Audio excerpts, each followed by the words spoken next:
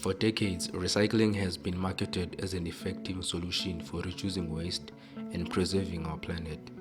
We often hear the motto, reduce, reuse, recycle, but is it really living up to its promise? Let's start off with some common misconceptions. Many people believe that almost everything that goes into the recycling bin will be recycled. Unfortunately, that's far from the truth. In reality, only 9% of plastic actually gets recycled in the United States. Let that sink in. It's a shocking statistic.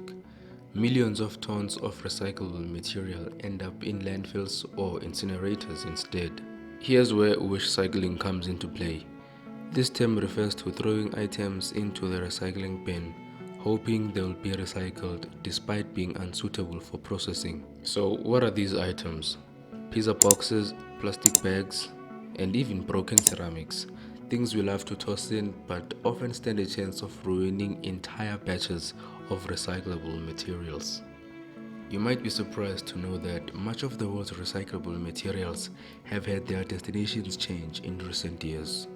China's recent decision to ban solid waste imports is having a huge impact both here in Korea and around the world as countries are scrambling for solutions for their growing mountains of trash.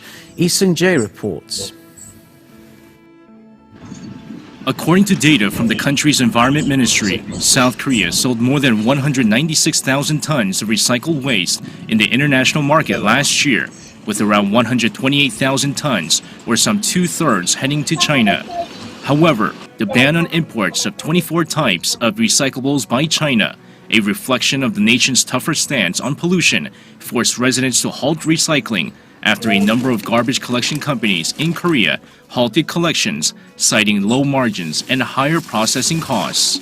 The problem is on an even bigger scale globally, as China's policy shift, which took effect on January 1st, has left exporters in the US, Canada, and other European countries scrambling for ways to deal with their growing mountains of trash.